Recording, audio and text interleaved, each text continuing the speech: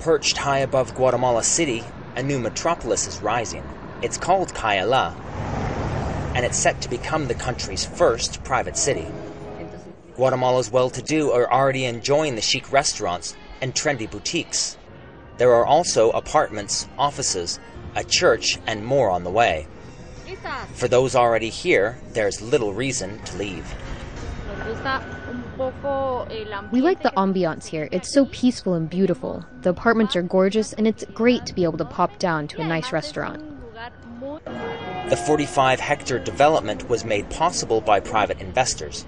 Its architects say Cayala is the first project in Guatemala devoted to new urbanism, a movement to create more livable, diverse communities.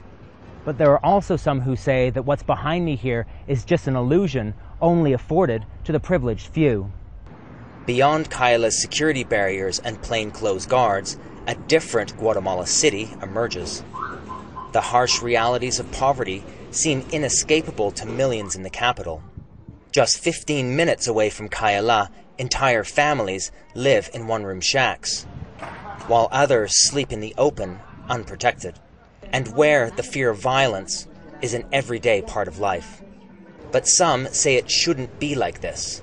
Architect Alvaro Veliz helped to revitalize Guatemala City's historic center over the past decade.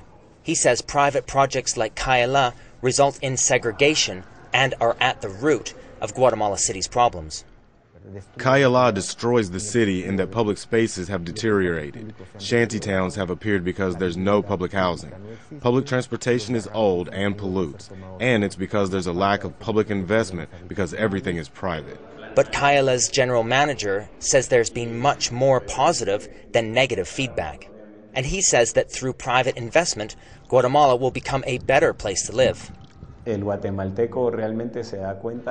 really recognize the quality of life we're creating, and we hope this will serve as a model for other developers and private investors, and that they'll start projects in other parts of the country to make a better Guatemala. Whether or not Cayala City becomes a model for urban development remains to be seen. But in Guatemala, inequality remains the norm, and for more than half the population who live in poverty, safe, clean streets might always remain out of reach. David Mercer, Al Jazeera, Guatemala City.